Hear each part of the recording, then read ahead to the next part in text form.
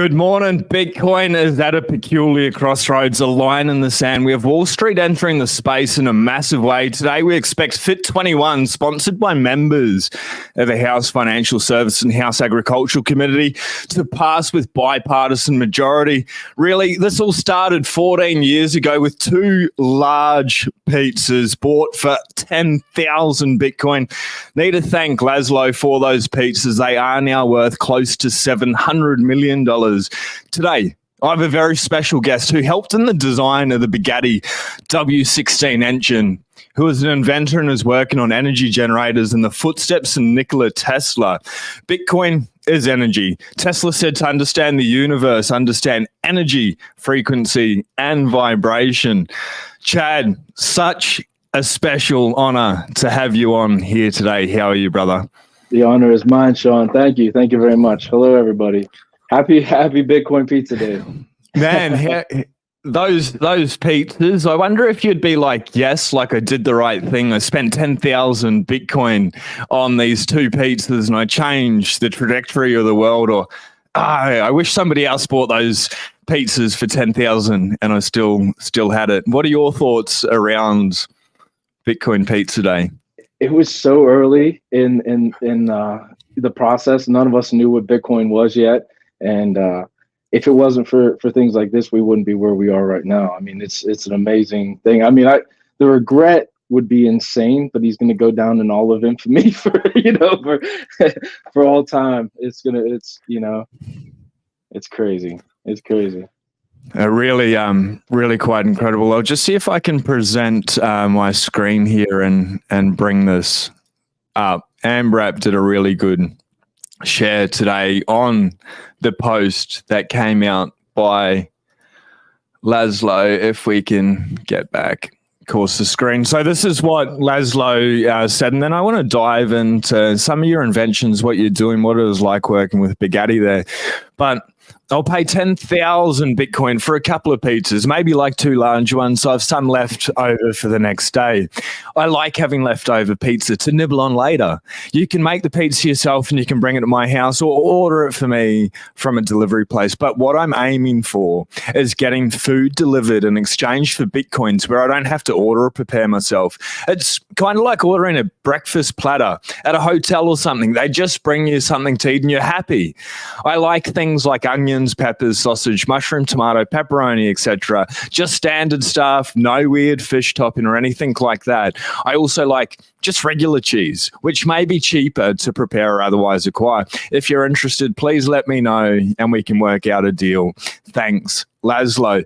What a guy. What an absolute legend. Let's talking about energy, man. Bitcoin is energy money. It's just so amazing. It just keeps working. Every 10 minutes we get a new block. Right now we're on block 844,636, local time 6:34 a.m.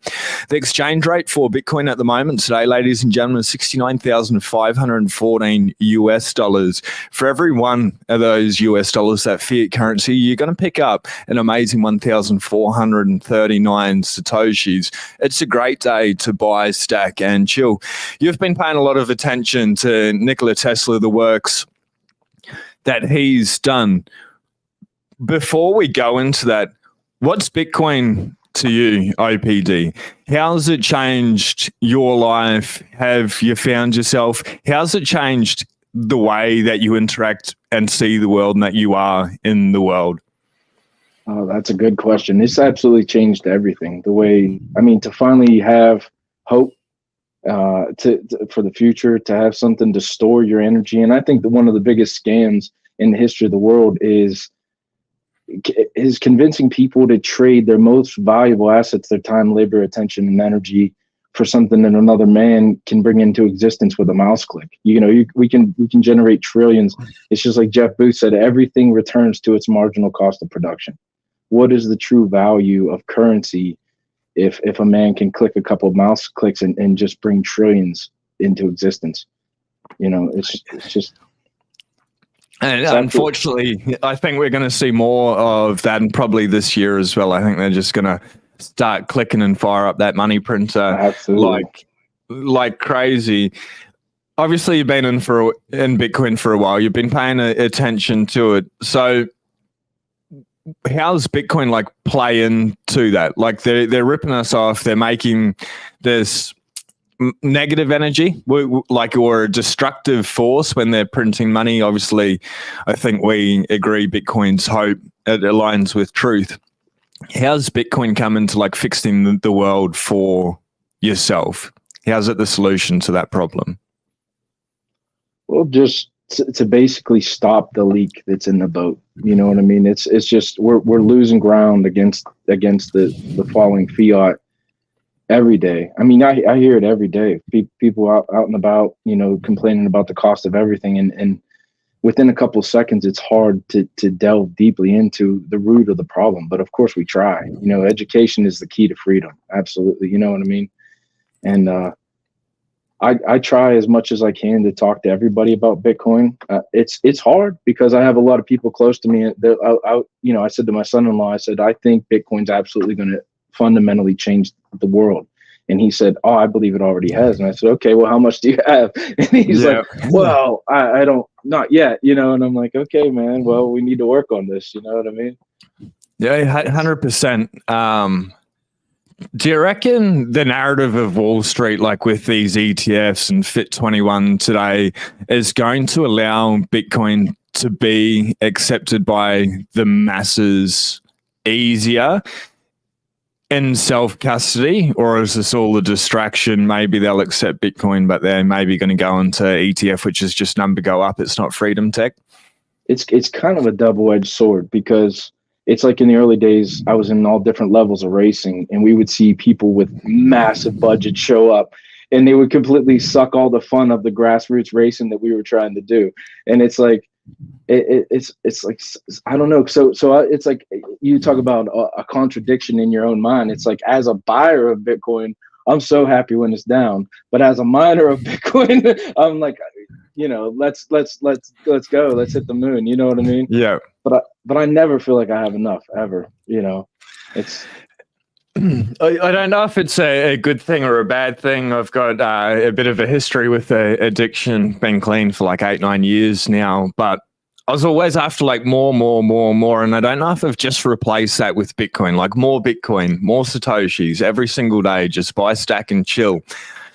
If that's the case, I'm probably pretty happy with it. Right. I mean, yeah. I mean, because you think about anything you do in life, it's like, what's the give and take? You know, whatever it is, it's like a cigarette, alcohol, whatever it is, what's the value that it's adding to my life, and now what's it taking away? I was talking to one of my best friend's mothers about Bitcoin, and she's like, it sounds kind of like you're in a cult. And I was like, yeah. I said, that's a valid point, but this is the first cult I've ever met where they're like, go away, do your own research, think deeply on this. Yeah. Let's openly discuss it. You know what I mean? Yeah, the colder free thinkers. So we're on limited time this morning, and we've got so much to cover. Maybe let's start off with, you mentioned racing grassroots back in the day. You're into hot rodding, building. I'd like to dive into a little bit about working with Bugatti, working on the W16 engine. That's insane. And then we'll pivot over to Tesla, and then we'll dive into some of these generators, electricity generators, energy generators that you're making as well. So I'll pass it over to you, and the floor's yours, Chad. I started off on engines in an engine shop building race engines. Got my first motorcycle at 7, so kind of had a love for 2 wheels. And I'd have cousins, right? I had cousins show up, and they would break it, and then I had to learn how to fix it. So you start to, you know, any type of automobile or vehicle is a physics machine, and you start to learn so much just by learning how every component does what it does. And my parents that raised me, my dad was a machinist, my mother was a welder, a fabricator, and my grandfather was a farmer. So if you know what that means we wear all the hats. We don't call any experts for anything, and we got to figure it out. It's like a lot of people, you know, how do you know how to do that? Well, I grew up poor, and we didn't call anybody to fix anything. If it needed to be done, we figured out how to do it. And you know, it's like, you know, Einstein said, you know, intelligence is limited imagination is the entire universe, and Whoa. that's what I want to bring to your audience. It's like, look deeply inside you, and and every one of us can bring something to Bitcoin that is unique. We don't have to write apps. We don't have to do security. We don't have to, be evangelists for the Satoshi doctrine. We all have our place. And, and I had a lot of friends that were starting their own businesses. And when I was looking into this, getting into mining, they were like, the weak link is the people. We're trying to recruit people. We're trusting them to go out and do what's in the best interest of our business. And, it just the horse. And I'm like, well, how amazing would it be to have these machines working nonstop around the clock for me, And, and when I first got into it, I was talking to my old lady about it, and I had a couple S19s show up at the house, and she's like, what are you doing with those? And I was like, hey, we're going to be running these in the basement. And she's like, no, we're not. Because we live in a very rural area. And, I've seen the horror stories of them building these massive mines out and plaguing the rural folks with close to 80 decibels and fan noise. And so that was my big concern. And when I first got into it, my timing was off. I mean, we all didn't understand what this was. The first big peak, I'm like, I'm paying off all my debt with my Bitcoin.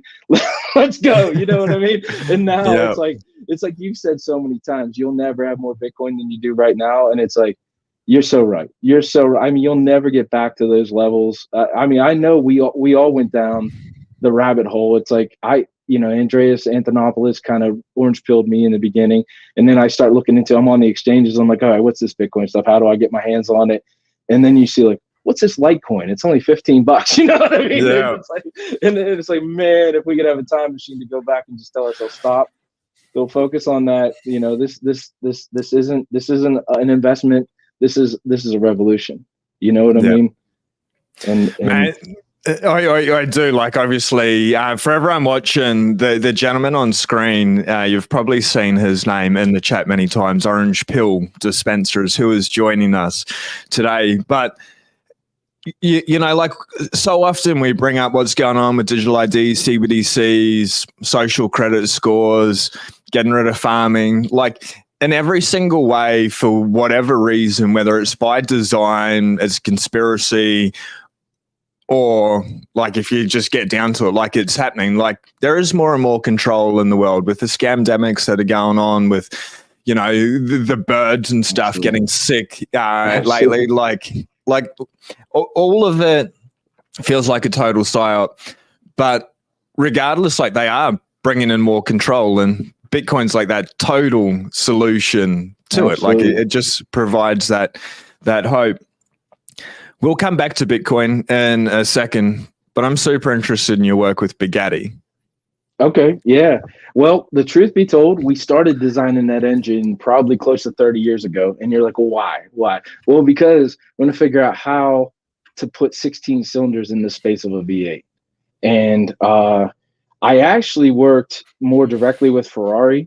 And what ended up happening was when I was about 7 years old, I was at a flea market with my grandma, and I pulled up a Ferrari Testarossa. And I showed it to her, and I'm just like mesmerized by this thing. And she's like, why do you like it? She said, is it because of the aerodynamics? Well, I'm 7. I don't know what aerodynamics is. So my grandma, the beautiful, intelligent woman that she was, she stacked a bunch of books in front of me on aerodynamics.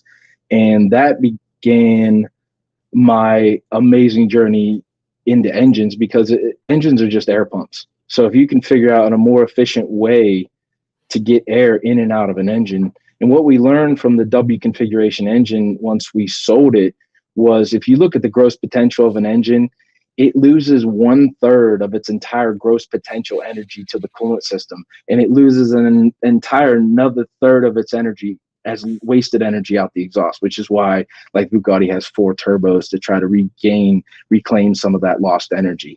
And that's kind of always been my passion, is figuring out how to free up energy. Even when you're drag racing, it's like you're racing drag.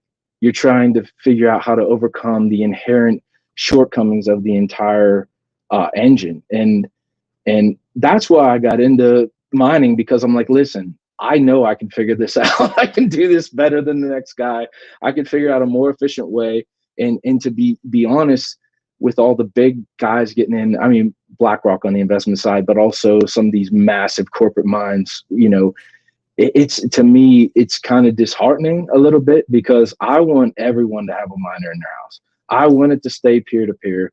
I want it to be grassroots. I want it to be of the people for the people, and that's why BlackRock's like, it's a double-edged sword. I mean, we're not going to lie. We were happy when we heard that BlackRock was finally validating us. You know what I mean?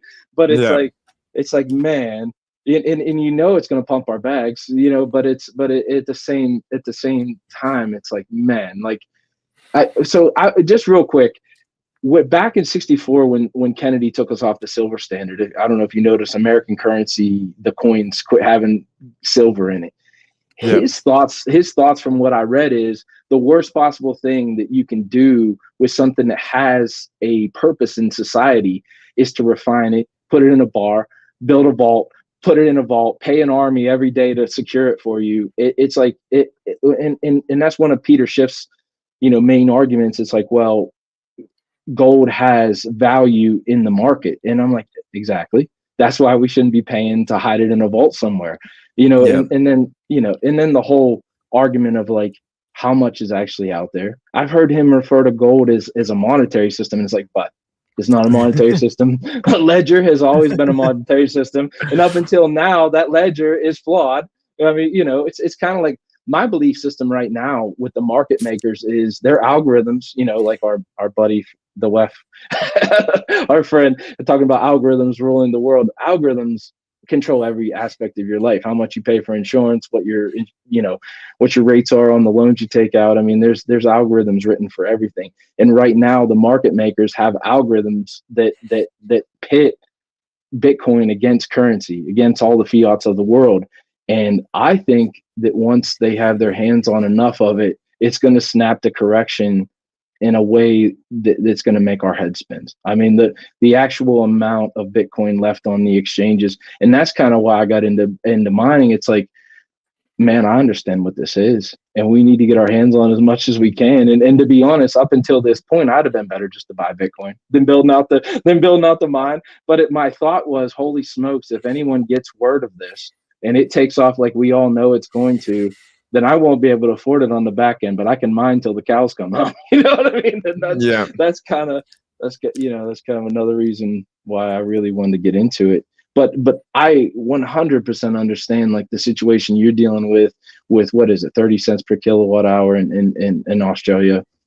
Can be a little bit more. I think it may even be 42 cents in some places, which probably works out to be about 30 cents US, but it's one of the highest places. We were the 26th highest place in the world last time I checked. Wow. Absolutely insane, and they're coming along with this woke agenda with sustainable or renewable. And man, I'm all for like the tech. I'm all for electricity generation or energy generation, but the current design, like covering massive amounts of farmland and solar panels, or like we're in Victoria 2 weeks ago. Absolutely incredible. On the top of this hill, like overlooking like mountain peak after mountain peak after mountain peak, and off in the distance is a bloody wind turbine farm, like right. kilometers and kilometers away, and you still see them like fill up the sky, and they're like just so much, and they're so ineffective. And when they like break because it's too windy or whatever, and they come apart, and they need to dump all those blades and things like that. And I know like they don't all break, like the percentage of them's pretty low, but when they do, it's pretty catastrophic. It's catastrophic. Yeah, people have lost their lives. That's one of the most dangerous jobs in the world, working on those. And then how do you recycle them? You can't at this stage. Exactly. And I 100% get what Elon's point is about bringing carbon up from deep in the earth and putting it into the atmosphere, and there being an equal and opposite reaction. I get that, but I mean, to move 500,000 tons of earth with diesel equipment to make one car battery And then that car battery is 3/4 of the cost of the vehicle and 3/4 of the weight of the vehicle. The first time anybody brought, being in the car industry, somebody brought the idea of a Tesla to me, I was like, it's not a viable technology until the power's in the grid. And what I mean by the power in the grid, just like the slot cars you played with when you were kids, what if you had a meter and you could pay based on your usage? And the government helped with the infrastructure. Right now, you have these corporations trying to bear the blunt of trying to build out the infrastructure. When the existing liquid petroleum industry is a $21 trillion industry, we're not going to replace it anytime soon. And so it's that. Are we only going to have electricity when it's sunny and windy? You know what I mean? I like, why would we want to take out a second mortgage to install solar panels on our homes and a battery backup, which you have to have, which darn near doubles the cost of the whole entire system. And it just to not see your returns for so far. I mean, my thing is this: we have close to 500,000 cell phone towers in America. Why are none of them, installed with a vertical windmill? One of the ones that comes from 360 degrees. Why are none of the Walmarts shielding me from the adverse weather as I'm trying to get out of my car and head into the store in their massive 3 football field, footprint? It's you want to talk, and you're 100% right, Sean. Like, we have to build out infrastructure to be able to fulfill the high demand after 3 p.m. in the afternoon to 9 p.m. when the peak usage is. But we have to have the infrastructure to do that. And you have to jump the electricity up to 10,000 volts to push it through the grid. We lose 15 to 30% of all the energy we produce globally just to the grid, which, wow. And man, I love speed. I spent the majority of my entire life, from the time I was in the 10th grade until 2008, when the market crashed, I wanted to build the fastest production car in the world. And when I got treated the way I did in Europe for being so young and not being Italian and different things, I was like, I'm going to crush these guys. I'm going to bring it back to America. What are they talking about? 200 miles an hour. We've been doing 325 and a quarter in under 3 seconds. Let's do this stuff. You know what I mean? And I thought we're going to build some dinosaur burners and we're just going to change the world. And I had so many investments out there at such a young age at 2008 when the market crashed and my whole world came crashing down. And that woke me up. I went down the precious metal rabbit hole. I started, I just, at that moment, Sean, and don't get me wrong, I love speed. I have a 400 horsepower street bike that literally scares the shit out of me. It's like the hand of God Wow. it's like power on demand. And the last time I got it out, my old lady's like, she's like, you're shaking. I've never seen you afraid of anything. And I was like, this thing scares me to death. Wow. And I was like, that's why I own it. But like, as I get older, I'm slowing down. And then what happened in 2008, it's like, man, the world doesn't need more fast cars. And I started to realize, I'm like, any new fast car I build is going to be compared to every other fast car that's ever been created in the history of the world. And there's a couple old, Chinese proverbs that I love dearly. And it's like, those who say it can't be done should get out of the way of the man doing it. And the other one is, if you want to predict the future, you need to invent it. And I've met so many intelligent people that are so good at gobbling up information and puking it back out as if it's their own. And it's like, what original idea have you ever had in your entire life, man? I want to fundamentally change the world. And that's really, that's the purpose for me wanting to talk to you and talk to your community. I mean, you have amazing people in your chats. I love it. I love the way you guys 100%. interact with each other. There's just amazing people. Thank you so much for this opportunity to talk to you guys.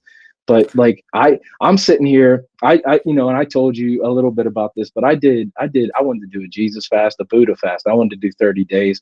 I fell a little short. I did 7 days. I did vibrational frequencies to open up all my chakras. I started meditating. I told a lot of my friends once I left my last job, I said, man, when I get my money right, I'm going to try to get my soul right. I'm going to get back to nature, back to Gaia, back to the earth. And I'm going to try to, and I tried everything to open up my passageway to the universe. And I literally asked for the knowledge of the ages and the wisdom of the universe. And like you said before, it's like taking a sip from a fire hose. Be careful what you wish for. I mean, I was literally waking up at 2 o'clock in the morning with the hair on my body, just standing on edge, just working on these generators. And the first one I worked on, of course, is, Tesla's whole purpose was to bend the power of nature to man's will, to do good for men. I mean, look at the generator he built on the falls in Niagara Falls is still going 100 years later. That's epic in and of itself. This is the father of the modern age. I mean, literally everything that we take for granted in our life came from him.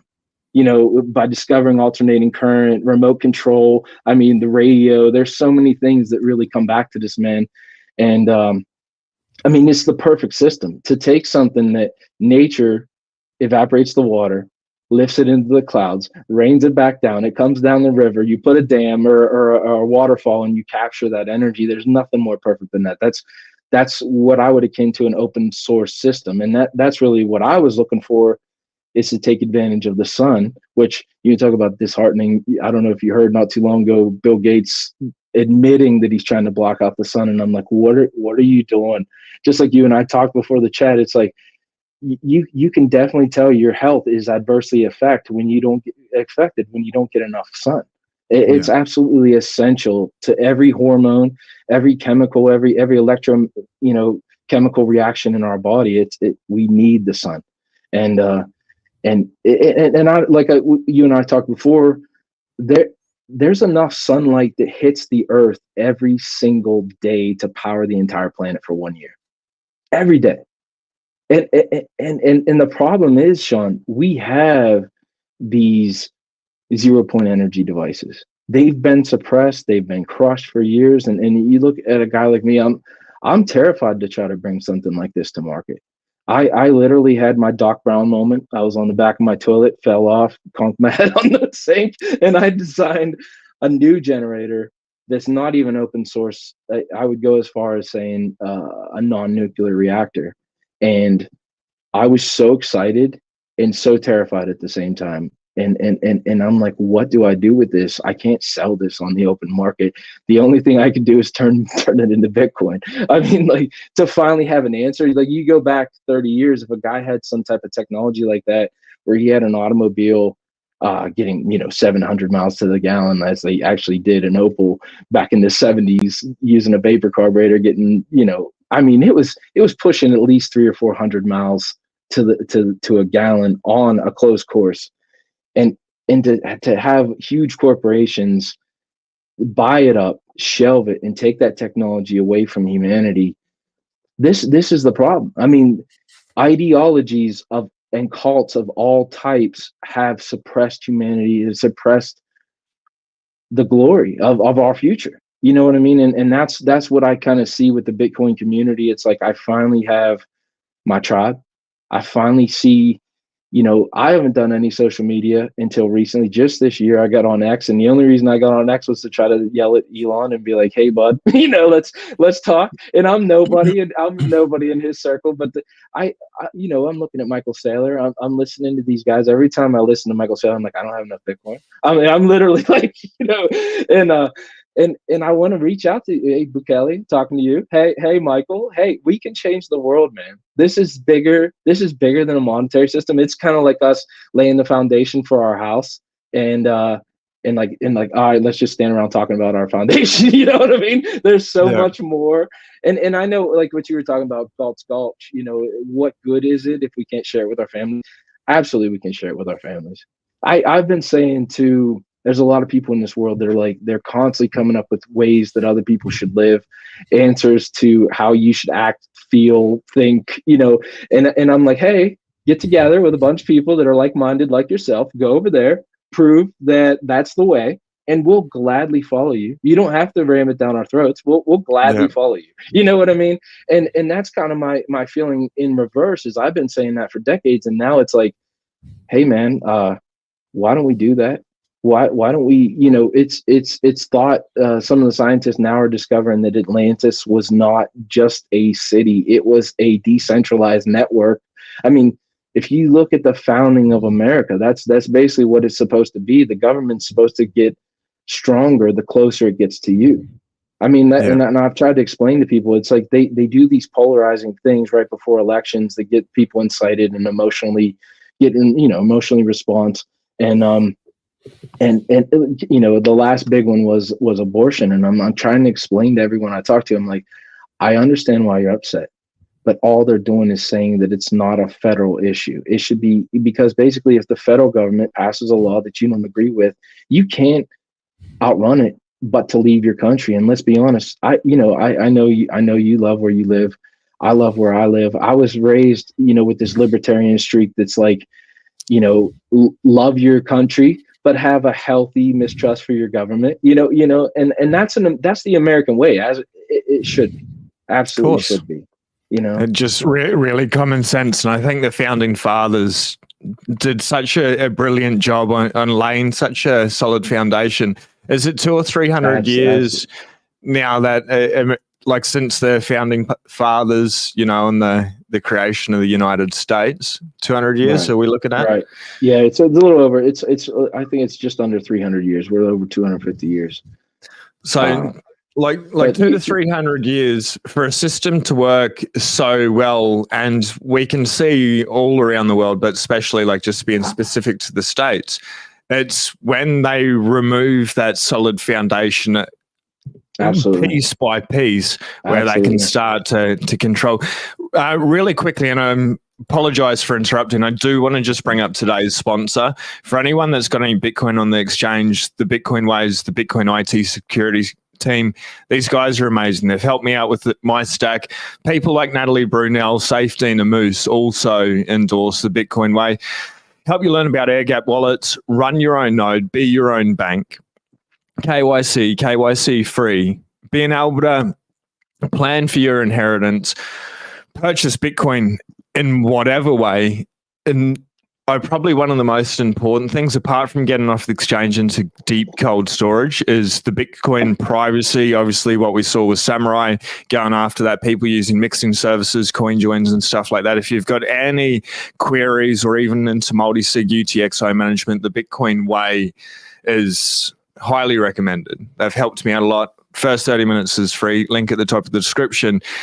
Now, we've only got a little bit of time left, and I apologize. We're going to have to do a long form podcast and dive into to these energy generators and stuff, and the design, the concept, the building of them, and how they can potentially change the world. But just, I want to bring this back to Bitcoin. At the start, we sort of said, this is a line in the stand. This is a precipice. With the elections, all around the world, the most amount elections that have been held in any year in human history is happening this year. We're seeing some really crazy stuff. Cybersecurity attacks, people being taken out, that have spoken out, and other regimes, and we see more and more control. But then on the other side of it, and we've sort of brought this up earlier, is Bitcoin's gaining more and more and more adoption. It sort of feels like Wall Street, double-edged sword, like you're saying. They're here to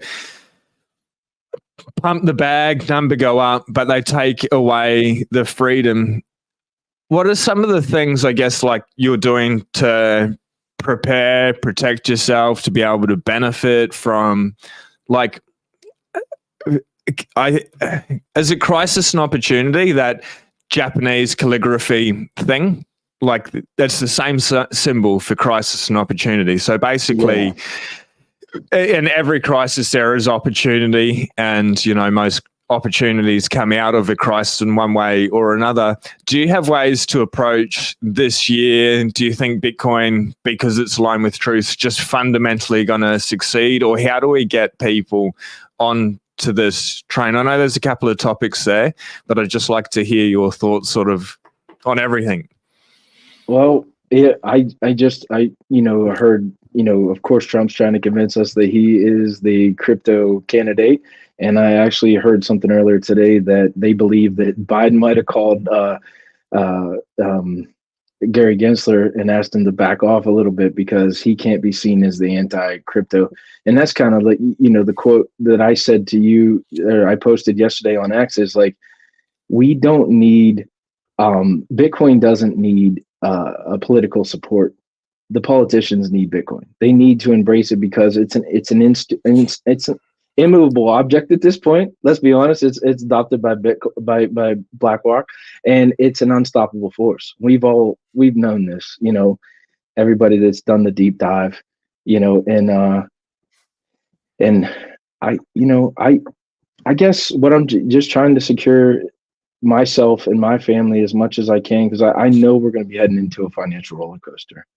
We absolutely have to be. They're gonna start printing. They have to, because the economy's, which again is going to make number go up, technology work out for us. I feel really sad and disheartened for people that don't own assets, that are living paycheck to paycheck. I mean, this is going to be absolutely devastating for them, and any short term solace is going to add to the long term gain, or the long term drop off. I think the longer we kick the can down the road, the more the fall is going to be, the harder the impact's going to be on the economy. And if printing money solved problems, then every government in the world would have done it for all time. And that's, I've kind of talked about it for over a decade now. I've told people, if you were to walk up to somebody at the end days of Rome and try to convince them that, Rome won't exist in the future, they would think you're crazy. This is the greatest empire that ever existed. But we're watching this, we're meeting in the middle with insanity right now. And we need truth more now than at any time in human history. I mean, there's a lot of people that, want to say, well, the NSA created Bitcoin, whatever. It doesn't matter. They created the internet too. And guess what we're doing with that? We're sharing information. We're getting the truth out. We're meeting people all the way across the earth that we can vibe with, that we can get along with, that we can share ideals. We got these, like at the last job I was at, they're ramming diversity down our throats. And I'm like, what force in the history of the world found strength through diversity? We all find strength under the things that we can unite under, whether it's Bitcoin, whether it's the American flag, whether it's the fundamental belief system that we hold. That's where we find our strength, and to shore up our foundation with something like Bitcoin, and then use that as a building block to change the future. And that's kind of like, I developed a freight engine. I mean, you talk about, like, technology is deflationary.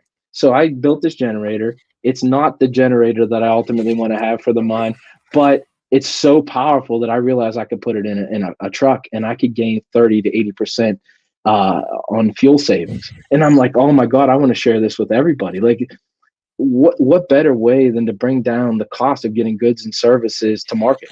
What comes to you, without diesel fuel, and just quickly on that, what's stopping you from bringing it to market? We've got about 2 or 3 minutes left, but apart from the big corporations and stuff, there are more and more people that are free thinking and that are probably very interested in your ideas and what you have created. Like, what's that process of where it is now to be able to get it out? Just to be honest, Sean, I haven't met them yet. It's I've tried to partner with I thought with developing and patenting things in the past, I thought the best course of action would be to partner with the end user, and then they have a lot more resources and ability to test. Like, you have trucks that are on dedicated routes, so we could throw my engine out on the route and we could test it and see the impact that it's having. To go from something that's idling in traffic, and you're maybe only firing this engine once or twice every 8 miles, would absolutely change everything fundamentally. But it's harder than people think. I mean, you think because somebody's intelligent that they're automatically rich, and you think because somebody's rich that they're automatically intelligent, and those don't go hand in hand. You know what I mean? It's like, it's hard to bring a product to market. I want it more than anything because I want to leave a lasting impact on this world. But you know, I'm telling her, I was pitching it to the corporation I work with right now, and they're like, we're not an investment company and we're not an engine company. And they're like, build it and maybe we'll buy it. So that's the process I'm at right now. Is I'm trying to build a scalable, workable, you know, proof of concept, and then we'll go from there. Man, that's and wow, keep going, just keep going, bro. It's pretty amazing. I'd definitely love to see videos and, you know, even come visit when this working model is happening. I know we covered a lot of things. For everyone that is watching, if you haven't already, hit subscribe. If we vibe, Chad, we'll sit down for a proper podcast and go deeper into things. Probably be 3 or 4 hours with all the topics that we want to get through. But it's been a pleasure. For everyone out there, please just buy, stack, and chill. But if I can hand it over to you, and final words, a message for the audience in whatever way, whether they're new to Bitcoin or they've been here for a while, or just in general, it's the floor is yours, my man. The first thing I want to say is freedom is the answer every time asked, everywhere, and I mean, just get out there. I hope something I said here inspired you. Do what you can to be part of making this a better world for everyone to live in. And the fact that we finally have something to unite behind or on top of, like Bitcoin, just gives me so much hope. You know, and I hope it does you too. I hope it does you too. And we can do more than just talk about it. We can, like, this is the first step. We're still so early. I know it doesn't feel like it, but we're so early. And just keep stacking and chilling, man. That's it. Buy, stack, chill, and let's change the world. Let's go. Have a beautiful day.